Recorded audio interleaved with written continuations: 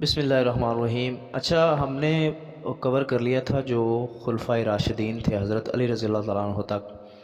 تو ہم نے آپ کو پڑھایا تھا کہ اس میں جو عبد الرحمن ابن ملجم ہے وہ حضرت علی کو شہید کر دیتے ہیں، جو کہ خارجی ہوتے ہیں۔ پلان ان کا امیر معاویہ کو اور عمر بن عاص کو بھی کرنے کا ہوتا ہے، لیکن وہ کامیاب نہیں ہو پاتے۔ اچھا، اس کے بعد پھر جو نیکسٹ حضرت علی اور امیر معاویہ کے درمیان یہ جو ڈینسٹی بنو امیہ ہے یہ جو آپ کو نظر آ رہی ہے، امیہ ڈینسٹی 661 میں سٹارٹ ہوئی۔ یہ کیوں وجود میں آئی؟ ایسی کیا وجوہات تھیں کہ اس ڈینسٹی کو بننا پڑا؟ تو اگر آپ تھوڑا سا پیچھے تاریخی پس منظر دیکھیں کہ ایک جنگ ہوئی تھی، میں نے کل جب آپ کو حضرت علی کروایا تھا تو اس کے اندر بتایا تھا جنگ صفین، حضرت علی اور حضرت امیر معاویہ کے درمیان۔ وہ کیا تھی؟ حضرت امیر معاویہ چاہتے تھے کہ حضرت عثمان غنی کا جو اس طرح ظالمانہ قتل کیا گیا ہے اس کا بدلہ لیں، قصاص لیں۔ حضرت علی نے حکمت عملی سے کام لیا کہ یہ مزید مسئلہ بڑھے گا، تو اس پہ امیر معاویہ ناراض ہو گیا، اور پھر منافقوں کی وجہ سے ادھر ادھر سے باتیں ہونے کی وجہ سے وہ جنگ ہوئی حضرت علی اور حضرت امیر معاویہ کے درمیان۔ اس کے بعد پھر آپ کو پتہ ہے حضرت علی کی شہادت ہو گئی۔ شہادت کے بعد 6 ماہ کا جو ٹینیور تھا وہ امام حسن کا تھا، حضرت علی کے جو بڑے بیٹے تھے۔ 6 ماہ انہوں نے حکومت کی۔ پھر اس کے بعد کیا ہوا کہ امیر معاویہ جو ہے وہ ان سے بیعت لے لی، تو حضرت حسن نے خون ریزی سے بچنے کے لیے یا مزید کوئی مسئلہ نہ بنے ان کو حکومت دے دی اور بیعت کر لی۔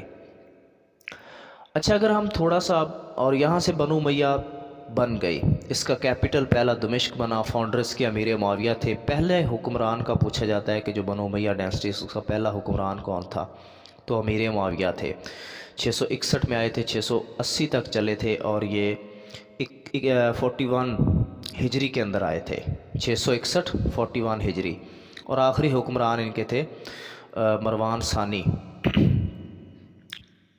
آخری خان جی مروان سیکنڈ ان کے لاسٹ حکمران تھے، 745 سے 749 تک چلے۔ اچھا، اس کے بعد کچھ اگر ہم ان کا پیچھے بیک گراؤنڈ دیکھیں کہ یہ بنو امیہ کون تھے۔ قبیلہ تو بیسیکلی ایک ہی تھا، قریش قبیلہ تھا ان کا، لیکن آگے ان کی شاخیں تھی، بنو ہاشم تھے، بنو امیہ تھے۔ تو یہ دو بڑے جو شاخیں تھیں نا، ان کا باقی 10 کے اوپر دبدبہ تھا، روب تھا۔ یعنی جو قبیلہ قریش تھا اس کی 10 شاخیں تھیں، جس میں بنو امیہ اور بنو ہاشم کو بڑا مرتبہ حاصل تھا، بڑے روب والے یہ دو شاخیں تھیں۔ تو بنو ہاشم جو تھے نا، یہ کعبہ کی بدولت ان کو محترم سمجھا جاتا تھا، کیونکہ جو کعبہ کی ذمہ داری تھی وہ ان کے پاس تھی۔ آپ کو پتہ ہے عبد المطلب کے پاس، پھر آپ کے والد محترم نبی پاک صلی اللہ علیہ وسلم کے عبداللہ کے پاس، پھر اس کے بعد حضرت ابو طالب کے پاس، تو اسی طرح۔ لیکن جو بنو امیہ تھے نا، یہ سپہ سالاری کی وجہ سے بڑے فیمس تھے، کہ ان کے اندر بڑے بڑے جنگجو، بڑے بڑے سپہ سالار پیدا ہوئے۔ ٹھیک ہے، جیسا آپ دیکھیں کہ حرب بن امیہ یہ باپ تھا ابو سفیان کا، پھر ابو سفیان کے پاس آئی، پھر سپہ سالاری امیر معاویہ بھی کرتے رہے ہیں، تو اس طرح یہ ان کا ایک سلسلہ تھا۔ تو نبی پاک صلی اللہ علیہ وآلہ وسلم کے ساتھ یا پھر بنو ہاشم کے ساتھ ان کا یہ اختلاف کیوں پیدا ہوا؟ اس وقت پیدا ہوا جب اللہ تعالیٰ نے بنو ہاشم کو نبی پاک صلی اللہ علیہ وآلہ وسلم جیسی ہستی عطا کی اور ساتھ میں نبوت دی، تو اس وقت انہوں نے کہا یہ سارے لوگ تو ان کے تابع ہوں گے، ہماری تو کسی نے سننی نہیں۔ لیکن اس کے باوجود بھی پھر حضور نے اس طرح نہیں کیا۔ یا فتح مکہ ہوا، میں نے فتح مکہ کے اندر آپ کو پڑھایا تھا کہ نبی پاک صلی اللہ علیہ وآلہ وسلم نے کہا کہ جو شخص ابو سفیان کے گھر پناہ لے گا ہم اس کو بھی معاف کر دیں گے، حکیم بن جزیان کے گھر لے گا اس کو بھی معاف کر دیں گے۔ لیکن ابو سفیان کا اس وجہ سے کہا ہے کیونکہ اعزاز میں یہ حضور نے کیا تھا۔ پھر امیر معاویہ جب یہ غزوہ حنین ہوا تو اس وقت 100 اونٹ اور 40 اوقیہ سونا یہ نبی پاک صلی اللہ علیہ وسلم نے ان کو دیا، ساتھ ہی ساتھ کاتب وحی بھی مقرر کیا۔ پھر حضرت عثمان کے دور میں بھی امیر معاویہ کو گورنر بنایا گیا شام کا۔ تو یہ ساری چیزیں ہیں، ٹھیک ہے، تو یہ آپ لوگ جو ہے نا وہ تھوڑا سا اس کو دیکھ لیں۔ پھر اس کے بعد اگر ہم دیکھیں کہ یہ سلطنت جو ہے نا، اس کا میں تھوڑا سا آپ کو بتا دوں کہ یہ 41 ہجری میں سٹارٹ ہوئی ہے 661 میں، اور 749 تک 750 تک چلے گی، 91 ایئر تقریباً یہ بنتے ہیں، ٹھیک ہے۔ تو اس میں جو ہے نا ان کے تقریباً 14 خلفاء تھے، اور دمشق اس کا کیپٹل رہا ہے۔ تو پہلے جو خلیفہ بنے معاویہ بن ابی سفیان، یہ جو حضرت ابو سفیان ہیں ان کے بیٹے ہیں معاویہ، اور یزید جس کے آپ واقعہ کربلا جن سے منسوب ہے وہ حضرت امیر معاویہ کے بیٹے تھے۔ آپ کو پتہ ہے امیر معاویہ کے دور میں پھر کیا کیا چیزیں ہوئیں۔ جیسے ہی یہ حضرت حسن کی انہوں نے بیعت لی، اس کے بعد 3 بڑے گروہ وہاں پہ موجود تھے۔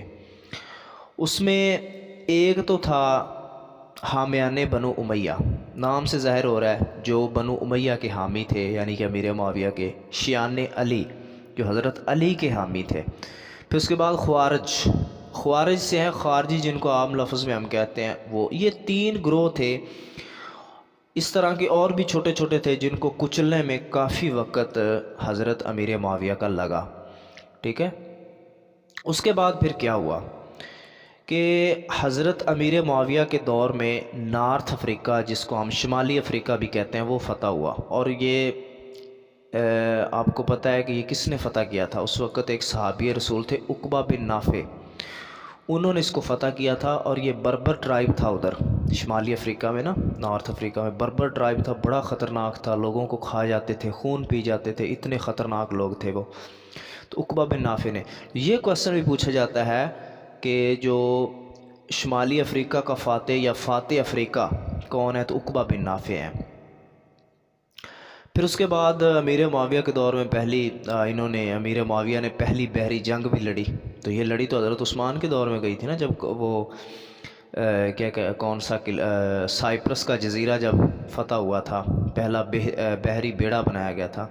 یہ حضرت امیر معاویہ کے دور میں چند واقعات ہیں۔ پھر اس کے بعد 40 ہجری میں آپ کی وفات ہو جاتی ہے، حضرت فحاق بن قیس نے آپ کو نماز جنازہ پڑھایا۔ پھر ان کے حضرت امیر معاویہ کا بیٹا تھا یزید بن معاویہ، وہ آگے حکومت میں 680 سے لے کے 683 تک چلا۔ یہ آپ دیکھ رہے ہیں نیچے اس کے لکھا ہوا واقعہ کربلا 61 ہجری میں ہوا۔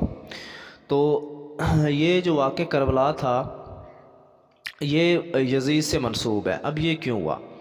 جیسے ہی یزید حکومت میں آیا تو اس نے کہا کہ مکہ اور مدینہ کے جتنے بھی بزرگ صحابہ کرام ہیں نا، جو بڑے بڑے سردار ہیں جن کی لوگ مانتے ہیں، بیعت کی ہوئی ہے لوگوں نے، جن میں حضرت عبداللہ بن عمر، حضرت عبداللہ بن عباس اور حضرت عبداللہ بن زبیر، ٹھیک ہے، حضرت امام حسین، ان کو احکامات جاری کیے کہ آپ میری بیعت لیں۔ لیکن حضرت حسین نے ان کی بیعت لینے سے انکار کر دیا، اور ساتھ میں کچھ وجوہات بتائیں کہ میں اس کی بیعت نہیں کروں گا۔ اس کی ریزن کیا بتائی؟ ایک تو فرمایا کہ یہ بعض نمازیں چھوڑ دیتا ہے، حالانکہ بنو امیہ مسجد کا امام تھا، اس کے باوجود کہ یہ بعض نمازیں چھوڑ دیتا ہے۔ پھر اس کے بعد کہ اس نے جانور پالے ہوئے ہیں، ان کی یہ لڑائی کرواتا ہے، جانوروں کو آپس میں لڑاتا ہے، میں بیعت نہیں کر سکتا۔ پھر آپ نے فرمایا کہ یہ زانی ہے، شرابی ہے، زنا کرتا ہے، شراب پیتا ہے، ٹھیک ہے۔ اس طرح کی کچھ اور وجوہات بتائیں تو آپ نے کہا میں ان کی بیعت نہیں کر سکتا۔ تو جس کی وجہ سے پھر واقعہ کربلا ہوا، جس کے اندر آپ کو پتہ ہے کہ 72 افراد شریک تھے، جس میں امام حسین کی طرف سے 72 لوگ تھے، 20 آپ کے خاندان کے تھے، جس میں آپ کے بھتیجے، بھانجے، ٹھیک ہے، بھائی اور بیٹے آپ کے، بھائی تو نہیں میرے خیال، ہاں بھائی تھے، تو بیٹے آپ کے بھی اس میں شریک تھے۔ تو واقعہ ہرا سے بھی ایک اچھا یہ 61 ہجری میں ہوا ہے واقعہ کربلا نا، 61 ہجری میں ہوا ہے، یہ آپ نے یاد رکھنا ہے۔ تو جیسے ہی واقعہ کربلا ہوا، اس کے بعد حضرت عبداللہ بن زبیر نے مکہ کے اندر اپنی خلافت ڈکلیئر کر دی کہ میں یہاں کا خلیفہ ہوں، لوگوں نے ان کی بیعت بھی کی۔ اسی طرح مدینہ کے اندر بھی لوگوں نے آپ کو خلیفہ مانا، آپ کا بیعت لینے کے لیے پیغام بھیجا۔ تو جو واقعہ ہرا کہ یہ کب ہوا، تو یہ بھی اسی سال ہوا۔ تو یا اس کا کوئی پوچھ لینا آپ سے انٹرویو کے اندر، تو یہ کیا تھا؟ جب امام حسین کی شہادت ہوگی نا، تو جتنے بھی یہ اموی تھے، امیہ خاندان والے حکمران تھے، ان کو مدینہ سے باہر نکال دیا، ٹھیک ہے۔ اور عبداللہ بن زبیر کی یہاں پہ بھی انہوں نے بیعت کر لی۔ اس سے پھر کیا ہوا کہ انہوں نے ایک فوج تیار کی، اور مدینہ کی مشرق والی سائیڈ سے، جس کو ہرا کہتے ہیں، وہاں سے اس نے حملہ کیا۔ چونکہ یہ زیادہ طاقتور تھے، جو شامی فوج شام سے آئی تھی، یہ شامی فوج کہلائی۔ تو انہوں نے کیا کیا، کافی قتل و غارت کی، اور اس کے بعد جو ہے نا وہ قبضہ کر لیا اور اپنی حکومت ڈکلیئر کر دی۔ تو ہرا والی سائیڈ سے آئے تھے، یعنی جو ادھر ہے مشرق والی سائڈ مدینہ کی وہاں سے، تو اس وجہ سے اس کو واقعہ ہرا کہتے ہیں۔ اس کے بعد پھر یزید 64 ہجری میں مر گیا۔ پھر آگے یزید کے بعد جی مروان نہیں، ان کا بیٹا آیا تھا ایک معاویہ بن یزید، سب سے چھوٹا ٹینیور اس کا 40 دن کے لیے، 40 دن کے لیے وہ حکومت میں آیا، اور آتے ہی اس نے کہا کہ یہ جو خلیفہ کا انتخاب ہے یہ عوام کے پاس ہے، ہم خود زبردستی نہیں بن سکتے، تو میرے باپ نے بڑا ظلم کیا ہے، تو لہٰذا ہم جو ہے نا ہم اس کی، یعنی یہ معاویہ ثانی تھا، ٹھیک ہے نا، اس کو معاویہ ثانی بھی کہتے ہیں، تو ہم اس کی تردید کرتے ہیں، تو لہٰذا جو ہے ہمیں معاف کر دیا جائے۔ ہم نے اہل بیت اور حضور کے خاندان کو قتل کیا، شہید کیا، تو اس کے بعد پھر یہ بڑا رویا تھا، زارو قطار رویا تھا۔ تو پھر اس کے بعد ان کے خاندان سے نا، کیونکہ یہ دیکھیں کہ بہت بڑا سانیہ تھا، کوئی بیعت لینے کے لیے تیار نہیں تھا، کوئی خلیفہ بننے کے لیے تیار نہیں تھا، تو انہوں نے پھر کیا کیا کہ مروان بن حکم آگے جو نیکسٹ حکمران بنے گا 84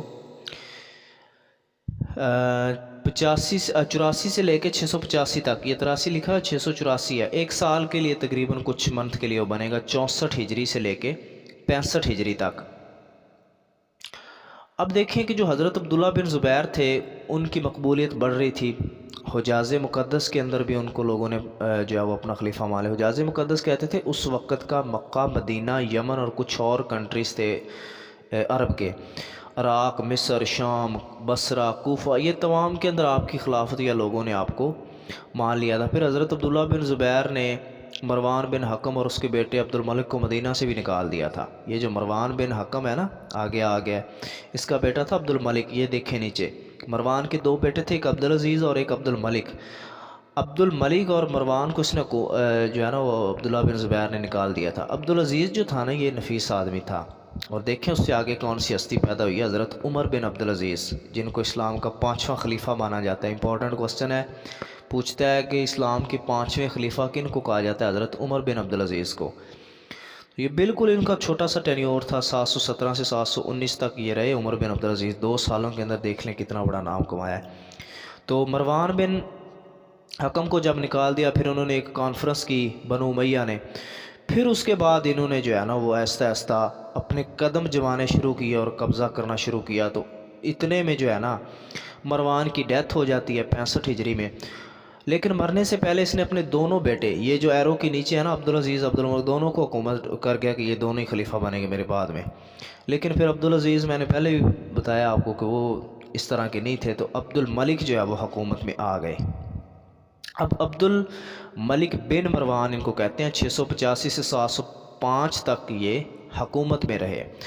اس نے کیا کیا؟ جو سب سے بڑا اس نے ظلم کیا ہے نا وہ یہ تھا کہ جو حجاج بن یوسف اس کا جرنیل تھا، اب آگے آپ کو جو کچھ چیزیں اس طرح کی ہوں گی جو سمجھ آنا شروع ہو جائیں گی۔ حجاج بن یوسف کو بھیجا کہ عبداللہ بن زبیر جو ہیں، حضرت عبداللہ بن زبیر، ان سے آپ مقابلہ کریں اور حجاز واپس لیں۔ حجاز کے اندر یہ بیٹل ہوئی، جس کے بعد عبداللہ بن زبیر کو شہید کر دیا حجاج نے، اور آپ کی جو حکومت تھی 63 ہجری میں ختم ہو گئی، عبداللہ بن زبیر کی جو خلافت آپ کی چل رہی تھی۔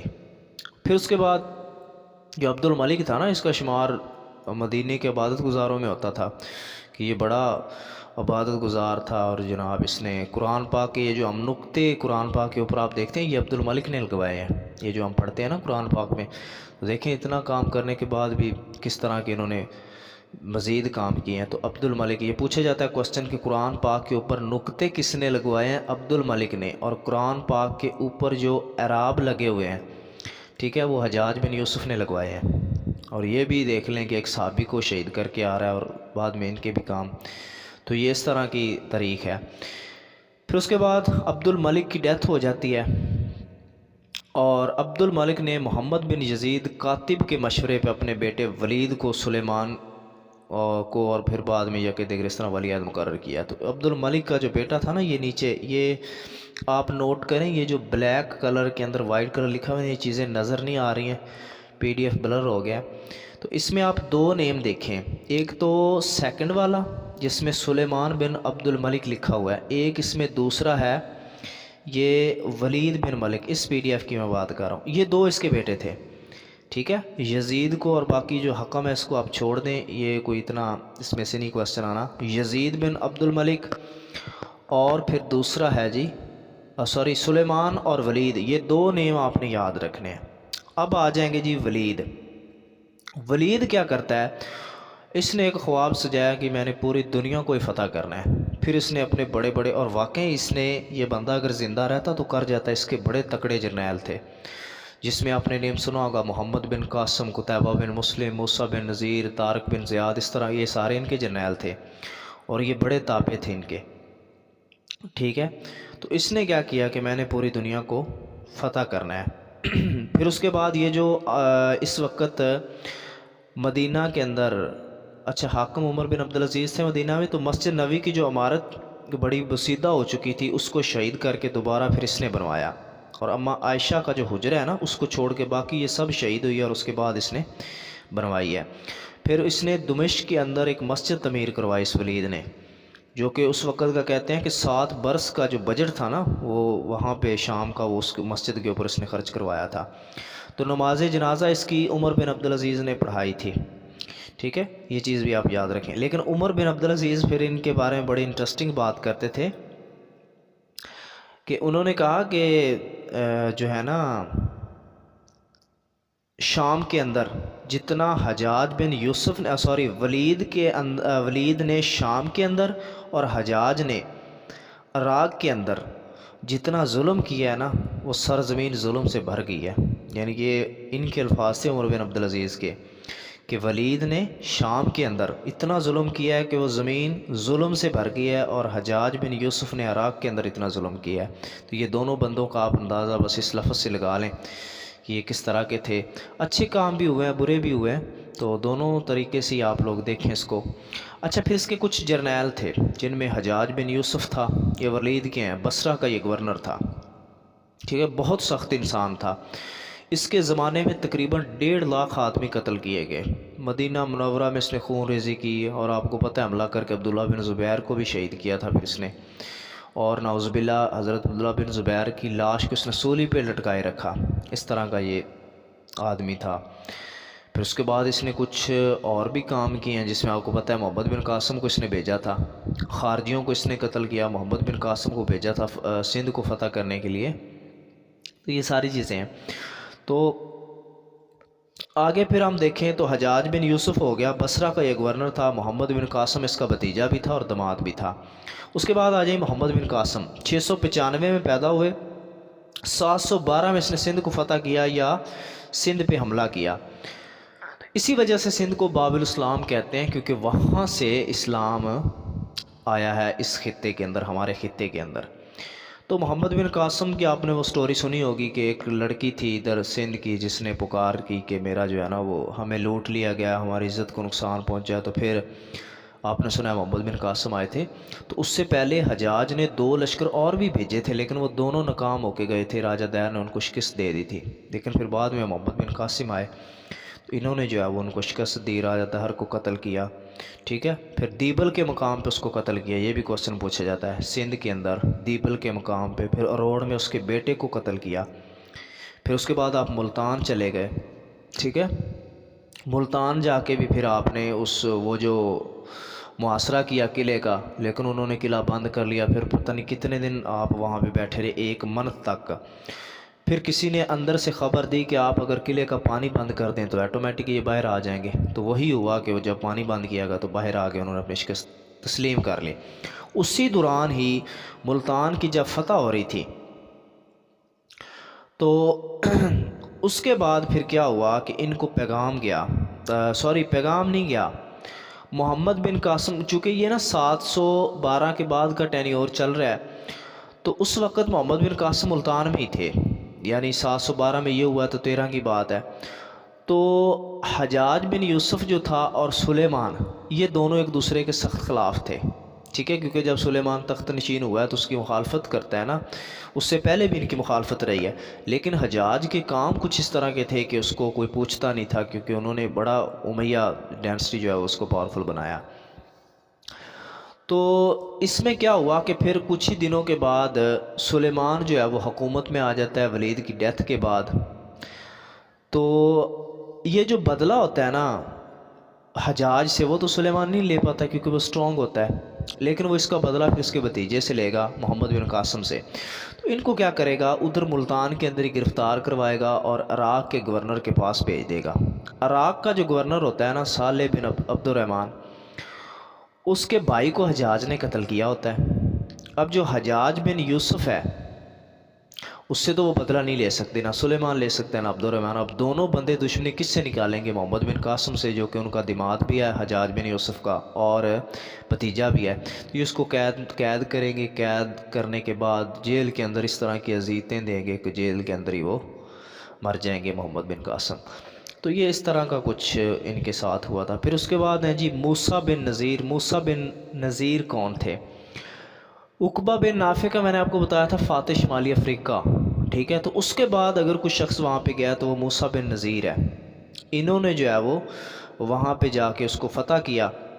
جب یہ فتح کر رہے ہوتے ہیں تو سلیمان جو ہے ولید ان کو پیغام بھجواتا ہے کہ آپ جو ہے نا واپس آ جائیں، کیونکہ وہ مرنے کے قریب ہوتا ہے کہ آپ میرے پاس آئیں، آپ نے میرے لیے بہت کچھ کیا ہے۔ تو جب یہ واپس آ رہے ہوتے ہیں نا موسیٰ بن نذیر، تو شام کی سرحد پہ ان کو سلیمان جو ان کا بیٹا ہوتا ہے، ولید کا بیٹا سلیمان جو ولید کے بعد حکمران بنے گا، وہ ان کو پیغام بھجواتا ہے کہ آپ نا ایک دفعہ نہ آئیں، ان کی طبیعت ٹھیک ہے، ان کو کچھ بھی نہیں ہوا، تو آپ لہٰذا کیا کریں کہ ڈیلے کر دیں، کچھ دن اپنی فتوحات جاری رکھیں، ادھر دوبارہ چلے جائیں۔ لیکن جو ہوتا ہے موسیٰ بن نذیر، وہ کہتا ہے نہیں، میں نے اپنے خلیفہ سے ملنا ہے۔ اب سلیمان کیوں چاہتا ہے؟ کیونکہ یہ کافی زیادہ سونا لے کے آ رہا ہوتا ہے، کافی زیادہ مال لے کے آ رہا ہوتا ہے ادھر فتح کر کے، تو سلیمان چاہتا ہے کہ یہ کریڈٹ مجھے ملے ولید کے مرنے کے بعد۔ لیکن جو موسیٰ تھے نا، وہ چاہتے تھے کہ میں جلدی اپنے خلیفہ کے پاس پہنچوں، لیکن جیسے ہی وہ اپنے خلیفہ کے پاس پہنچے، وہ سب کچھ تو اس کو مل گیا، خلیفہ بھی مل گیا، لیکن بعد میں پھر اس نے کیا کیا، سلیمان نے موسیٰ کو قید کروا دیا۔ ہوا سب کے ساتھ ہی ایسے ہی ہے، موسیٰ کو قید کروایا، قید کے اندر پھر نا یزید بن مخلب نامی ایک شخص تھے جن کی سفارش لگی، اور سفارش کے بعد آپ کو رہا تو کر دیا گیا، لیکن کئی لاکھ دینار جرمانہ آپ کے اوپر لگایا گیا کہ جب آپ یہ پے کرو گے تو آپ کی جان چھوٹے گی۔ تو اب دیکھیں ایک بندہ جیل سے رہا ہوا ہے، اس کی باہر کوئی پراپرٹی نہیں ہے، یا کوئی اس طرح کا ہو کہ اس نے باہر بہت کچھ بنا رکھا ہو تو اس سے وہ پے کر دے، تو ایسی بات بھی نہیں تھی۔ تو پھر اس سے کہا گیا کہ آپ بھیک مانگیں اور یہ فائن پے کریں، اور 80 سال کی عمر میں جو ہے نا وہ ان کا انتقال ہوا، اور اسی طرح بھیک مانگتے مدینہ کی گلیوں میں موسیٰ بن نذیر جو ہے وہ اللہ کو پیارے ہو گئے۔ اور وہی جو بندہ اتنے بڑے بربر ٹرائب سے اتنا سونا نکال کے لے کے آیا، اس کے ساتھ یہ ہوا ہے۔ اچھا جی، اس کے بعد پھر ہاں جی، اس کو نارتھ افریقہ کو اس نے کنکویسٹ کیا تھا، اور شمالی افریقہ بھی جس کو کہتے ہیں۔ آگے آ جائیں جی، طارق بن زیاد۔ طارق بن زیاد کو فاتح یورپ کہا جاتا ہے، ٹھیک ہے۔ اس کے علاوہ اس کو فاتح اسپین کہا جاتا ہے، اس کے علاوہ اس کو فاتح اندلس کہا جاتا ہے۔ اسپین اور اندلس ایک ہی چیز کا نام ہے۔ پھر ایک کوسچن آتا ہے کہ جو طارق بن زیاد تھے، انہوں نے کس سی کو کراس کر کے یورپ کے اندر گئے تھے، کس اسٹریٹ کو کراس کر کے گئے تھے؟ تو وہ سی تھا جی میڈیٹرینین سی۔ میڈیٹرینین سی ہے افریقہ اور یورپ کے درمیان، ریڈ سی ہے افریقہ اور ایشیا کے درمیان۔ یہ بڑے مشہور کوسچن ہے پیپر کے اندر، ہر کسی پیپر کے اندر یہ آپ کو دونوں ملیں گے، تو انشاءاللہ میپ کے اندر یہ کلیئر ہو جائیں گے آپ کو جب میں میپ کرواؤں گا۔ اچھا، تو انہوں نے نا اسٹریٹ آف جبرالٹر کو کراس کیا تھا۔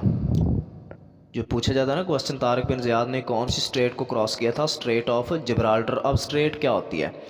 اسٹریٹ ہوتی ہے ایک وہ والا پوائنٹ جو دو پانیوں کو ملا رہا ہوتا ہے اور دو لینڈ کو الگ کر رہا ہوتا ہے۔ دو پانی جس جگہ پہ مل رہے ہوتے ہیں اور دو لینڈ سیپریٹ ہو رہے ہوتے ہیں، یعنی اس کی اگزامپل آپ سمپل میننگ میں یہ لگا لیں کہ نہر تو آپ میں سے سب لوگوں نے دیکھی ہوگی۔ تو ایک آبادی جو ہوتی ہے یا ایک سٹی نہر کے ایک طرف ہوتا ہے، ایک طرف ہوتا ہے، یعنی ایک لیفٹ پہ لگا لیں کہ رائٹ پہ لگا لیں، ٹھیک ہے۔ تو یہ آپ اسٹریٹ لگا لیں کہ اس نے دو جو علاقے ہیں ان کو سیپریٹ کر دیا اور دو پانیوں کو ملا دیا، لیکن وہ نہر پانیوں کو تو نہیں ملا رہی، وہ تو ایک ہی چل رہا ہے، لیکن جو سی یا اوشن ہوتے ہیں نا وہ ایک دوسرے کے ساتھ مل رہے ہوتے ہیں، تو وہ پوائنٹ اسٹریٹ کہلاتا ہے۔ جس طرح اس میں جبرالٹر میں دیکھیں تو اس کی جو نارتھ والی سائڈ ہے وہاں پہ اٹلانٹک اوشن، اور اس کی جو ساؤتھ والی سائڈ ہے وہاں پہ سائڈ پہ کون سی چیز ہے جی؟ میڈیٹرینین سی۔ تو میڈیٹرینین سی اور اٹلانٹک اوشن کو یہ ملا رہی ہے اسٹیٹ، اور اس کو افریقہ کو اور یورپ کو سیپریٹ کر رہی ہے. تو یہ فنکشن ہے اس کا. تو اس نے بھی کیا کیا تھا، اس کو کراس کر کے وہاں پہ اسپین کے اندر، اور آپ کو پتہ ہے کشتیاں بھی جلا کے گئے تھے کہ ہم نے واپس نہیں آنا، فتح کر کے واپس جو ہے وہ آئیں گے. پھر انہوں نے اس کو فتح بھی کیا، سب کچھ کیا. پھر نیکسٹ جو ہے وہ گرناتا، کرتبہ، یہ نام آپ نے اسپین کے اندر سنے، یہ سب انہوں نے فتح کیے تھے. پھر اس کے بعد یہ آگے مزید ادھر نکل گئے، فرانس والی سائڈ پہ پہنچ گئے، فرانس کی سرحد تک پہنچ گئے تھے کہ ان کو بھی ولید کا پیغام آیا کہ آپ بھی واپس آ جائیں. ٹھیک ہے، آپ کو جو ہے نا وہ ولید بلا رہے ہیں، ان کی وہ بیمار ہیں. تو یہ سب کو اسی طرح بلایا تھا، لیکن ان کو بھی یہ جب واپس آ رہے تو ان کے پاس 30,000 کنیزیں تھیں، 1,00,000 غلام تھے، اور ان کے پاس بھی بڑا بے تحاشا سونا تھا. تو جب یہ واپس آئے ہیں تو اسی طرح پھر اس کے ساتھ بھی وہی سلوک ہوا، اس کو بھی لا کر قید کر دیا گیا، اور قید کے اندر ہی یہ 720 کے اندر ان کی ڈیتھ ہوگی. پھر اس کے بعد قتیبہ بن مسلم رہ گئے ہیں جی. قتیبہ بن مسلم کا کیا کارنامہ ہے؟ قتیبہ بن مسلم جو تھے نا، اس کو کہا کہ آپ، اچھا یہ سب کے ذمہ کام تھا. طارق بن زیاد نے یورپ کو فتح کرنا تھا، قتیبہ بن مسلم نے یہ جو ہمارا سینٹرل ایشیا ہے، جس میں یہ سارے سینٹرل ایشین کنٹریز ہیں، ترکمینستان، تاجکستان، آذربائیجان، کرغزستان، ازبیکستان، پھر اس کے بعد رشیا کی طرف اس نے جانا تھا، یہ اس نے فتح کرنے تھے. چائنا تو محمد بن قاسم کے ذمہ تھا نا، تو اس طرح اس نے سب کو بھیجا ہوا تھا. اور یہ بربر ٹرائب جو تھا، افریقہ والا حصہ، یہ موسیٰ نے کرنا تھا. اسی طرح یہ سب کو، اب قتیبہ پیچھے رہ گئے، ان کے ذمہ یہ والا کام تھا. لیکن اس کے ساتھ پھر کیا ہوا کہ اس کا نا، وہ جس بندے نے اس کی سفارش کی تھی اور اس کو جیل سے رہا کیا تھا، وہ یزید بن محلب تھا. وہ خراسان کا گورنر تھا، لیکن اس کو ہٹا کے حجاج بن یوسف نے گورنر بنا دیا اس کو، قتیبہ کو. قتیبہ یہ نہیں چاہتا تھا کہ وہ چاہتا تھا کہ میں اپنے خلیفہ کے انڈر کام کروں، لیکن اس کے خلیفہ کو اس سے ہٹا دیا گیا. اس کا پھر بدلہ لینے کے لیے نے اس سے سلیمان کی مدد لی. اب سلیمان آپ کو پتہ ہے خلاف تھا حجاج کے، لیکن سلیمان ابھی نیا نیا حکمران بنا تھا، تو اس نے کوئی اتنی زیادہ اس کی سپورٹ نہیں کی، یا کوئی بھی حکمت عملی یا کوئی مدد کرنے کا نہیں کہا. اس نے کیا کیا، اپنی مدد آپ کے تحت ہی اپنی فوج تیار کی اور بغاوت کر دی. اس سے نقصان کیا ہوا کہ اس کی اپنی فوج نے اس کو جو ہے وہ قتل کر دیا، جو قتیبہ بن مسلم تھا. تو اس طرح پھر جو ہے وہ بعد میں اس کے وہی جو یزید بن محلب تھا، اس کو دوبارہ گورنر بنا دیا، جس کو ہٹا کے اس کو بنایا گیا تھا قتیبہ کو، اور اسی کو دوبارہ یزید بن محلب کو دوبارہ گورنر بنا دیا گیا.